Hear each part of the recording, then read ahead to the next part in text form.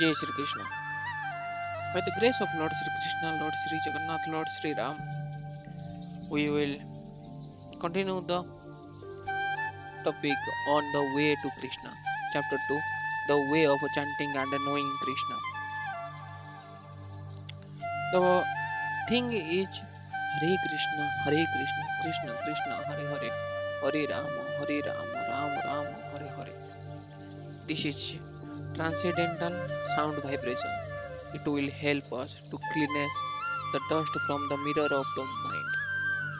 At the present moment, we have accumulated so much material dust on the mirror of the mind.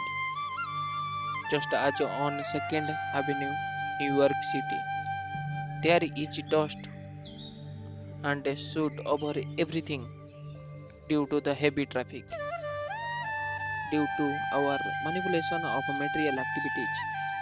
A great deal of dust has collected over our mind's clear mirror, and as a conscious consequences, we are unable to see things in perspective. This vibration of a transcendental sound, the Hare Krishna Mahamantra, will cleanse away this dust and enable us to see clearly our real constitutional position.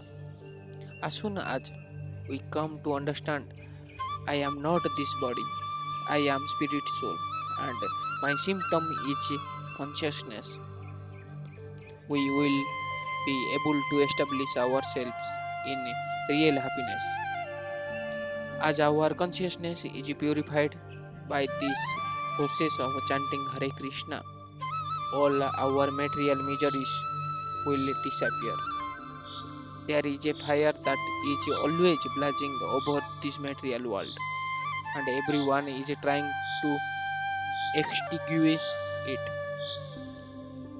But there is no possibility to extinguishing this fire of the misery of material nature unless we are situated in our pure consciousness in our spiritual life. One of the purpose of Lord Krishna descents or appearance in this material world is to extinguish the fire of material existence for all living entities by setting forth the dharma. So here it is mentioned the famous quote from Srimad Bhagavad Gita, which was delivered by Lord Sri Krishna himself to his devotee Arjuna, that yada yada hi dharmasya glanirбhavati bharata abhyuthanam adharmasya tadatmanam srujamaya paritranaya sadhunam vinasaya च दुष्कृतम् धर्म संस्थापनार्थाय संभवामि युगे युगे.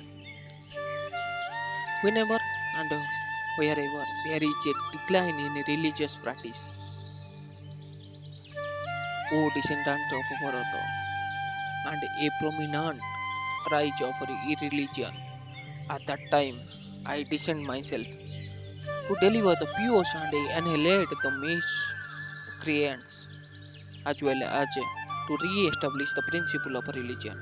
I myself appear millennium after millenniums. So here it is mentioned in it was mentioned in Gita, Bhagavad Gita, chapter 4, 7 and 8. In this verse, the word dharma is used. It, this word has been translated into English in various ways. Sometimes it is translated as faith, but according to Vedic literature, dharma is not a kind of faith. Faith may change, but dharma cannot be changed. The liquidity of water cannot be changed. If it is changed, if for instance water becomes solid, it is actually no longer in its constitutional position. It is existing under a certain qualifying condition. Our dharma or constitutional position is that we are part and parcel of the Supreme Personality of a Godhead, and this being the case, we have to devotile or sub- subjugate our consciousness to the Supreme. This position of a transcendental service to the Supreme whole is being misused due to the material contact. Service is implicit in our constitutional position. Everyone is a servant and no one is a master. Everyone is serving someone or other. Although the president may be the chief executive of the state, still he is serving the state. And when his services are no longer required, the state disposes of him. To think of oneself, I am the master of all I survey, is called Maya or illusion. Thus, in the material consciousness, our service is being misused under various destinations. When we can become free from this destination, that is to say, when the dust has been cleared from the mirror of the mind, we will be able to see ourselves in our actual position as eternal servants of Krishna. One should not think that his service in the material world and his service in the spiritual atmosphere are the same. We may shudder to think, oh, after liberation, will I still be a servant? This is because we have experiences that being a servant in the material world is not very enjoyable. But transcendental service is not like that. This in the spiritual world, there is no difference between the servant and the master here. Of course, there is a distinction, but in the absolute world, everything is one. For instance, in the Bhagavad Gita, we can see that Krishna has taken the position of a servant as the chariot driver of Arjuna. In his constitutional position, Arjuna is the servant of Krishna. But in behavior, we can see that sometimes the Lord becomes the servant of the servant. So we should be careful not to carry materialistic ideas into the spiritual realm. Whatever we have materially experienced is but a perpetual reflection of things in spiritual life. When our constitutional position or dharma is deteriorated due to the contamination of matter, the Lord himself comes as an incarnation or send some of his confidential servitors. Lord Jesus Christ called himself the Son of God, and so is a representative of the Supreme. Similarly, Muhammad identified himself as the servant of the Supreme Lord. Thus, whenever there is a discrepancy in our constitutional position, the Supreme Lord either comes himself or sends his representative to inform us of the real position of the living entity. Therefore, one should not make mistake of thinking that dharma is created faith. In its proper sense, dharma cannot be divorced from the living entity at all. It is to the living entity what sweetness is to sugar, or saltiness is the salt, or solidity is the stone. In no case can it be caught up. The dharma of the living entity is to serve, and we can easily see that every living entity has the tendency to serve himself or others. How to serve Krishna? How to disentangle ourselves from materialistic service? How to attain Krishna consciousness and become free from material designations is all taught as the science by Krishna in the Bhagavad Gita. The word sadhu in the verse quoted above beginning Paritranaya sadhuna refers to a holy man or a saintly person. A saintly person is tolerant, very kind to everyone, is a friend to all living entities, is no one's enemy, and is always peaceful. There are 26 basic qualifications for a holy man, and in Bhagavad Gita we find that Sri Krishna himself gives the following verdict: Afichet, Afichetesu Duraschara Bhajate Mam Annayavaka Sadur Eva Samatyabhayaha Samyoga Bhayo Bhashito Hi Saha. Even if one commits the most abominable action, if he is engaged in the devotional service, he is to be considered the saintly because he is properly situated in his determination.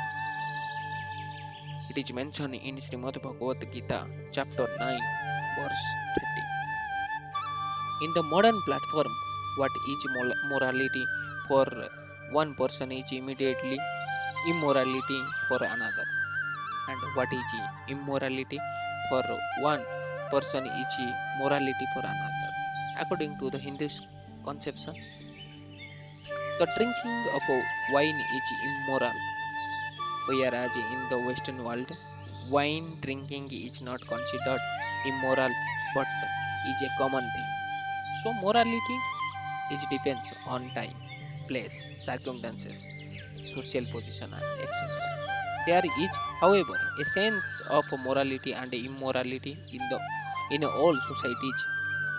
In this verse, Krishna points out that even if one is engaged in immoral acts, but at the same time is fully in Krishna consciousness, he is to be considered as a sadhu or a saint.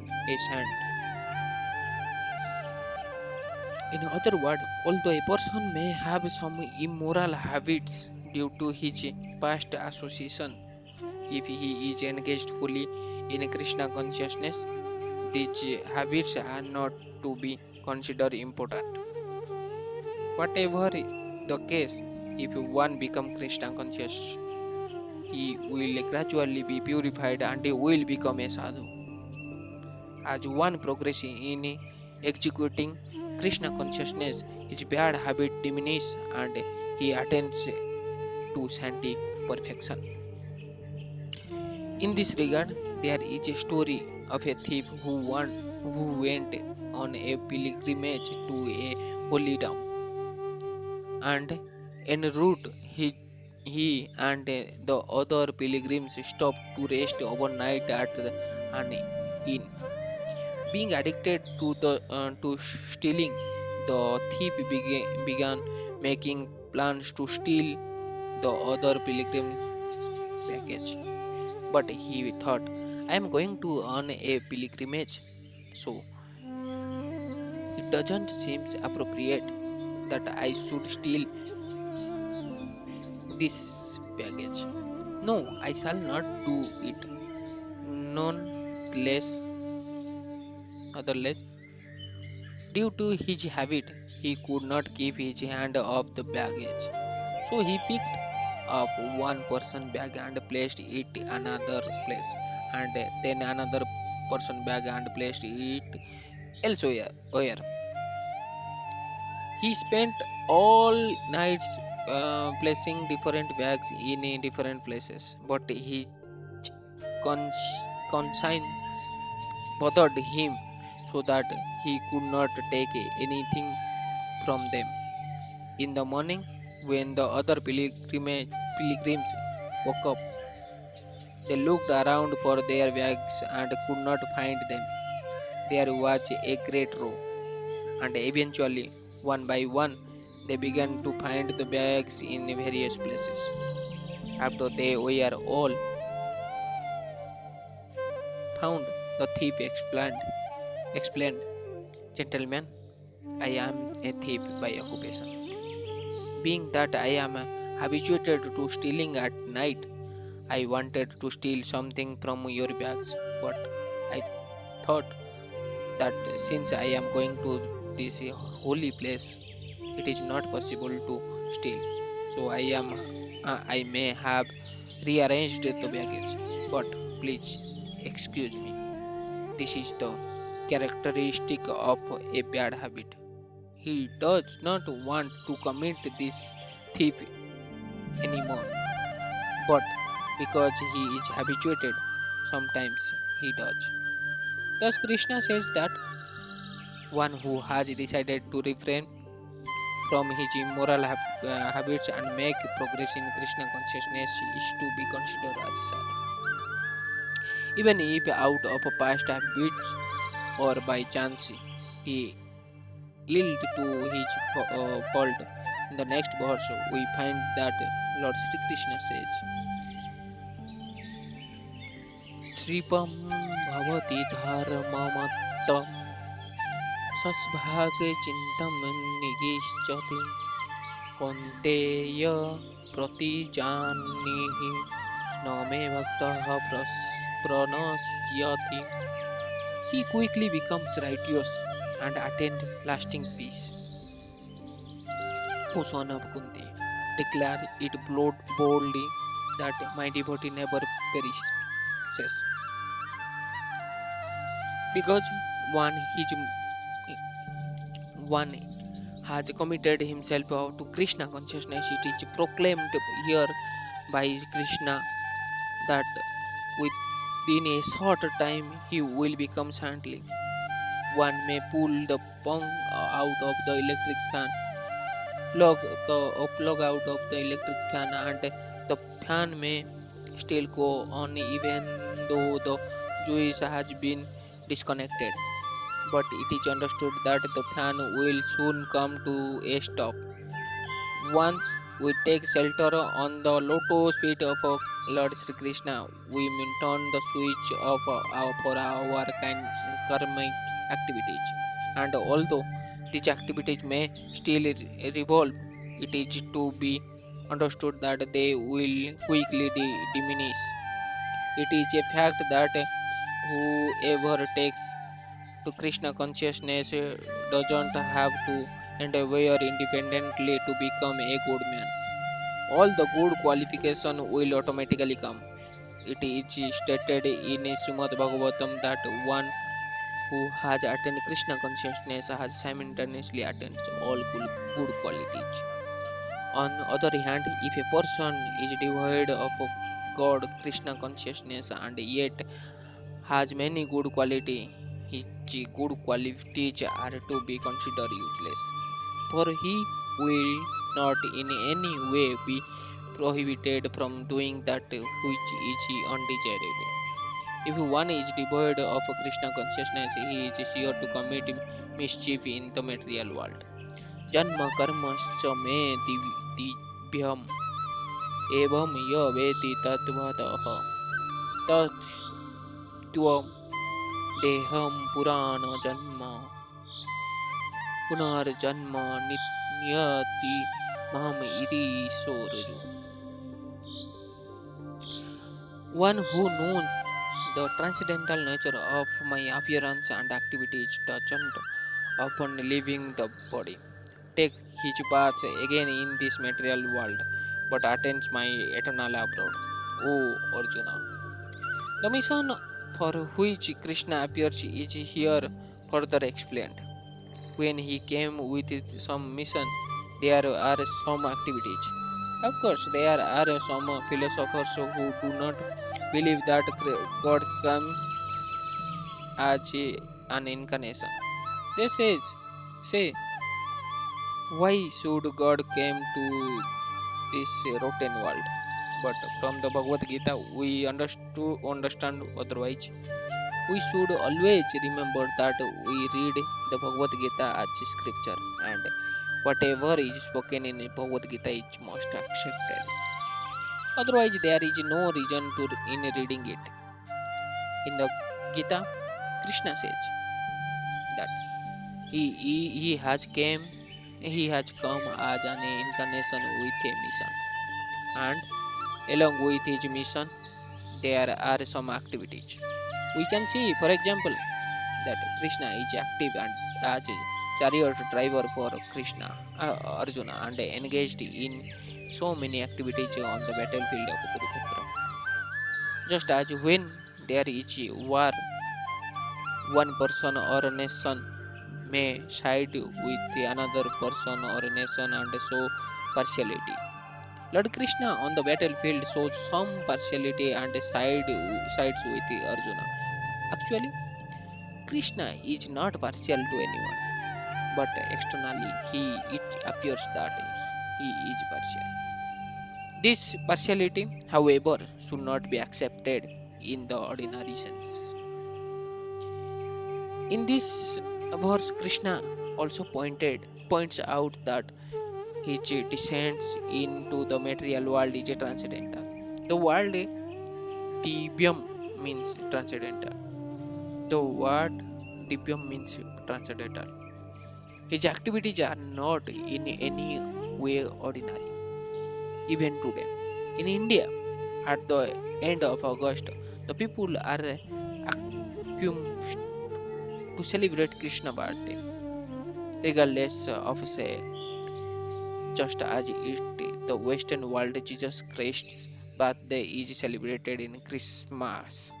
Krishna birthday is called Janmashtami, and in this verse, Krishna uses the word Janma in a refers to my birth. Because there is birth, there are some activities. Krishna birth and activities are transcendental, which means there are not like ordinary birth and activities. One may ask how it is that his activities are transcendental. He is born, he takes part in the battle with Arjuna. He has a father by the name of Vasudeva and a mother Devaki, and a family. What can be considered transcendental? Krishna says, Evam yo veti tadvadaha. We must know of his birth and activities in truth. When one knows of Krishna birth and activities in truth, the result is tyaktvam deham punarjanma niyatimam iti sorojuna. When he leaves the material body, he is not born again but goes directly to Krishna. This means that he becomes a liberated soul.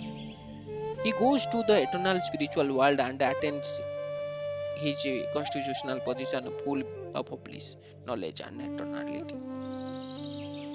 All this can be obtained simply by knowing in truth the transcendental nature of Krishna path and activities.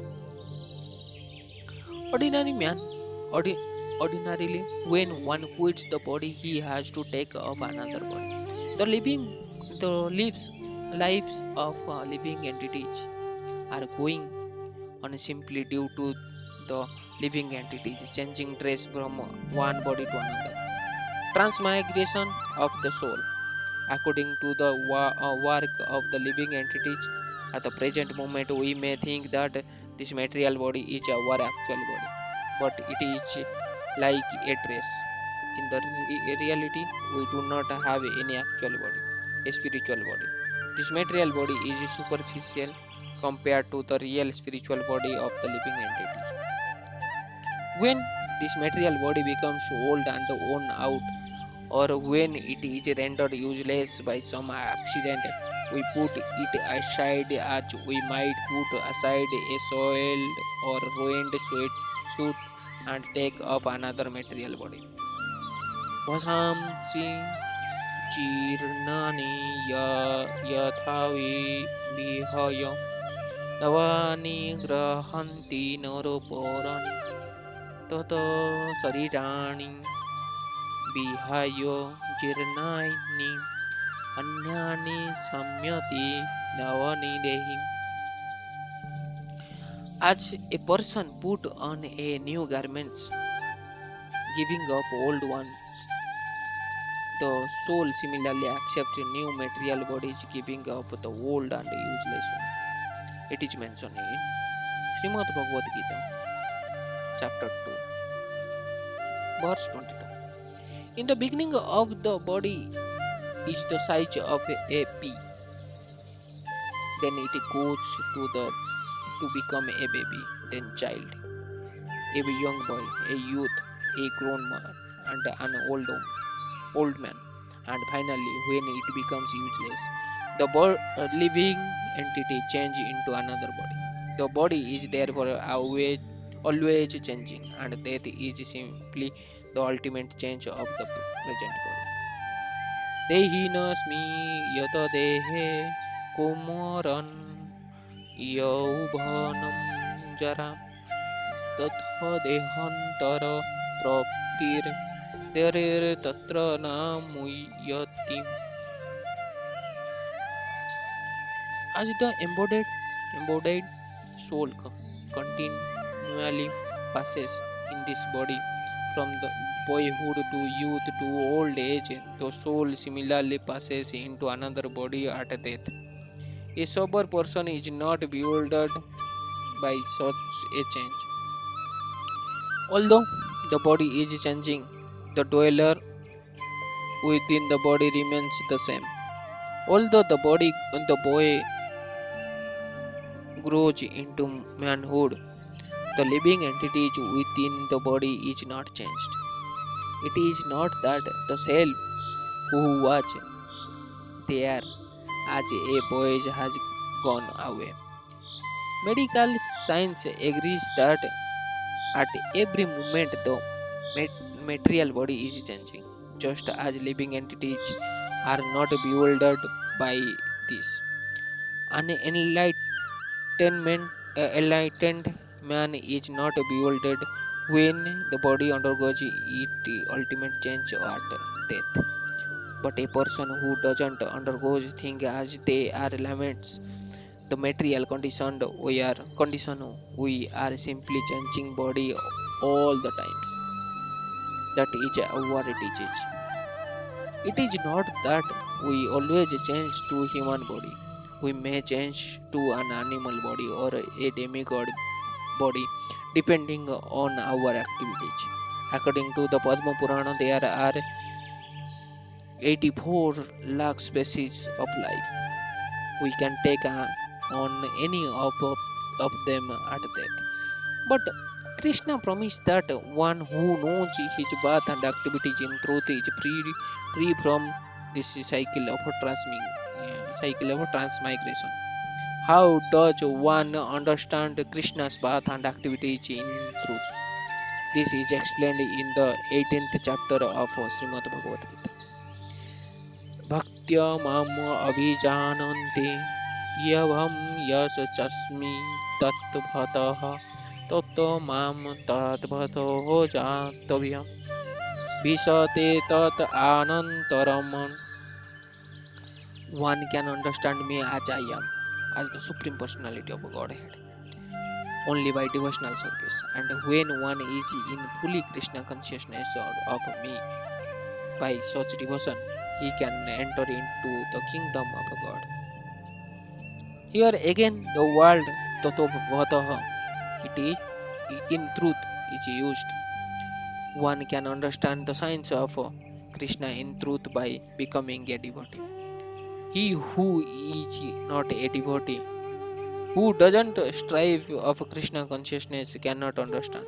At the beginning of fourth chapter, also Krishna tells Arjuna in Srimad Bhagavad Gita, chapter 4 and 4.3, that he is explaining that this ancient science of yoga to him because Arjuna is my devotee and my friend. For one who simply makes a academic study of Srimad Bhagavad Gita, the science of Krishna remains a mystery. The Bhagavad Gita is not a book that one can just purchase from the bookstore and understand by scholarship alone. Arjuna was not a great scholar, nor a Vedanist, nor a philosopher, nor a Brahman, nor a renuncia. He was a family and military man, but still Krishna selected him to be the recipient of Bhagavad Gita and the first authority in the disciplic succession. Why? Because you are my devotee. That is the qualification of to understand the Bhagavad Gita as it is, and Krishna as he is. One must become Krishna consciousness. And what is this Krishna consciousness? That is the process of cleaning the dust from the mirror of the mind through the chanting of Hare Krishna, Hare Krishna, Krishna Krishna, Hare Hare, Hare Rama, Rama Rama, Hare Hare. By chanting this mantra and by hearing the Bhagavad Gita, we can gradually attain to Krishna consciousness. Ishvara Sarva Bhutanam. Krishna is always present within our heart.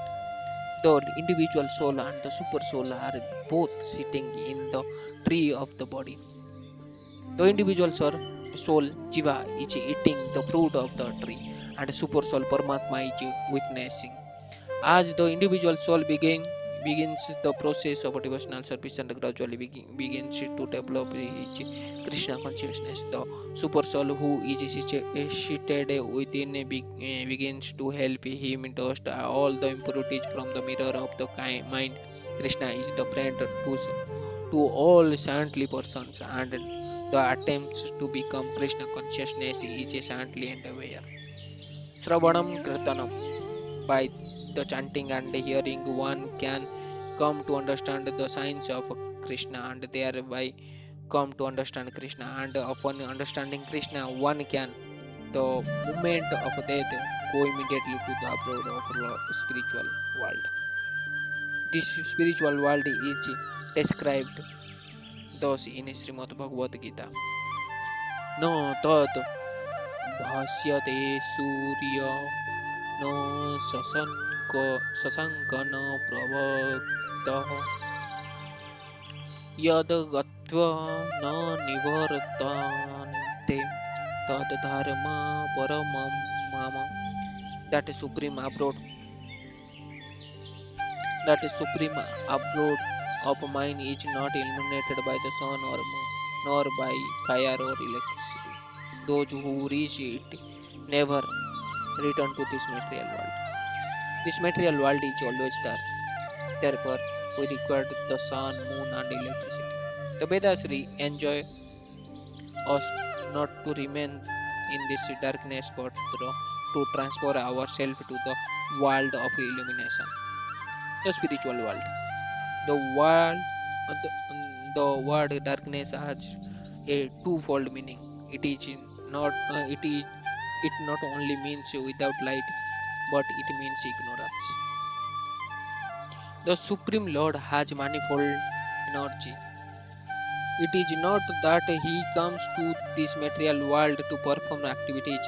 It is stated in the Vedas that the Supreme Lord has nothing to do. In the Bhagavad Gita, Sri Krishna also says, Na me prasthasti kartavyam trisu lokesu ki kinchana nan bhavatpatam abhapatyam bharta evascha karmani.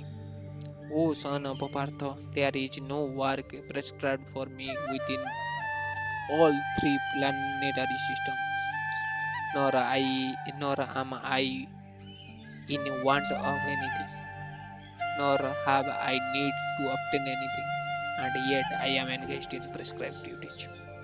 It is mentioned in Srimad Bhagavad Gita, chapter 3, verse 22. We should therefore not think that Krishna is required to descend upon this material world and engaged in so many activities. No one is equal to or greater than Krishna, and he has all knowledge naturally. It is not that he has to undergo penance to acquire knowledge, or that he at any time has to receive knowledge or attain knowledge. At all times and in all conditions. He is full of knowledge. He may be speaking the Bhagavad Gita to Arjuna, but at no time was he ever taught the Bhagavad Gita. One who can understand that this is Krishna position doesn't have to return to the cycle of birth and death in this material world, being under the influence of illusion. We spend our lifetimes trying to make adjustment to this material atmosphere. But this is not the purpose of human life. Human life is meant for understanding the science of Krishna. Our material needs are these: the problem of eating, of mating, of sleeping, or defending ourselves, and of acquiring sense gratification. These are common both to human beings and to animals. The animals are busily engaged trying to solve these problems, and if we are also only engaged in solving them, how are we any difference from the animals? The human beings, however, has a special qualification whereby he can develop transcendental consciousness, but if he doesn't avail himself of this, he is in the animal category. The defect of modern civilization is that it puts too much stress on solving these survival problems. As spiritual living beings, it is incumbent upon us to extricate ourselves from this entanglement of birth and death. We should therefore be careful not to miss the special opportunity of a human being. Sri Krishna himself come to deliver Lord Bhagavad Gita and to help us to become God conscious. Indeed, this very material creation is given to us to utilize for this cultivation. But if after receiving this chance and this gift of a human life, we do not utilize them to develop Krishna consciousness, we shall be missing this rare opportunity. The process for cultivation is very simple. Shravanam Kirtanam, hearing and chanting. We have nothing to do other than listening. Listen, and by listening carefully, enlightenment is sure to come. Krishna will surely help, for he is seated within. We only have to make the effort and spare a little time. We will not need anyone to ask us whether we are making progress. We will know it automatically.